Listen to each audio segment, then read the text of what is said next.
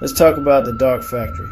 Not a place for shadows, but a factory where the lights are off because robots run the show.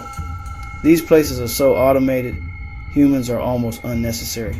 Picture a massive building, robotic arms, assemble products, automated vehicles zip around, and not a single human hand is needed. This isn't sci-fi, it's happening now. The goal? Ultimate efficiency. Machines working 24/7, never tired, never complaining. It's called lights out manufacturing, the peak of industrial automation. Instead of people, it's machines building for machines, with humans as rare visitors. Welcome to the future of manufacturing. Brilliant, efficient, and just a little bit eerie. So, how do these dark factories operate? It's not just robots tossed in a warehouse. Everything is automated, from receiving materials to shipping finished products. Robotic arms weld, paint, and assemble with precision, while autonomous vehicles move parts non-stop. These factories run 24/7, only pausing for maintenance, often predicted by the machines themselves. The secret sauce is the industrial Internet of Things. Every machine and sensor is networked, sharing data and self-correcting in real time. If a flaw is detected, the system adjusts instantly. Human roles shift to remote monitoring and programming. Engineers and data scientists oversee from afar.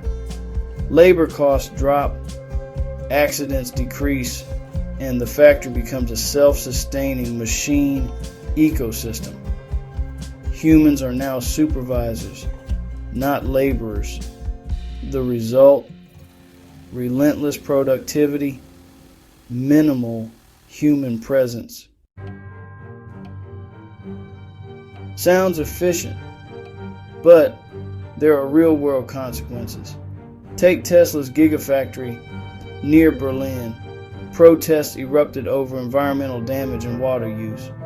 Building these factories often means clearing forests and straining local resources. They're energy and water intensive, sometimes overwhelming local infrastructure. The biggest concern? Jobs.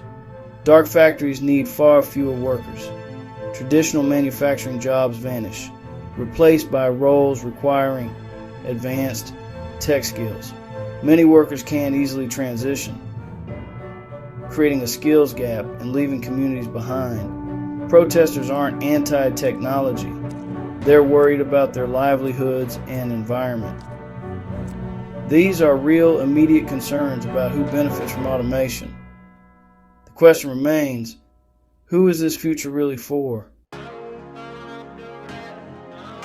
Dark factories are a global trend.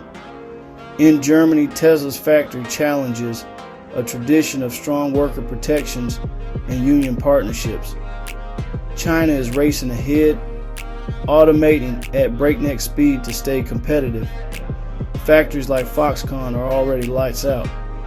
For China, it's about cutting labor costs and leading global manufacturing.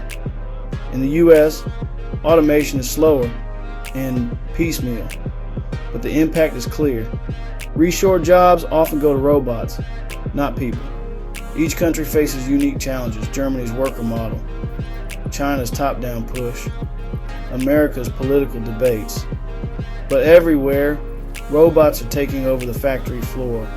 The shift is global, rapid, and unstoppable. The world's manufacturing landscape is being rewritten by machines.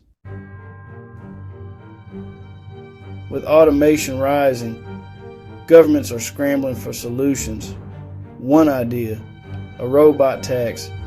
Companies pay when robots replace humans, funding social programs or retraining. Massive investment in tech education is needed, but retraining millions is a huge challenge. The big question, are dark factories good? They promise efficiency and new high-skilled jobs, but risk deepening inequality and environmental strain. We could end up with a society split between tech elites and everyone else. The choices we make now, regulation, support, sharing benefits, will shape our future. Will automation bring abundance or leave most people behind? The future is being built now. The outcome is up to us.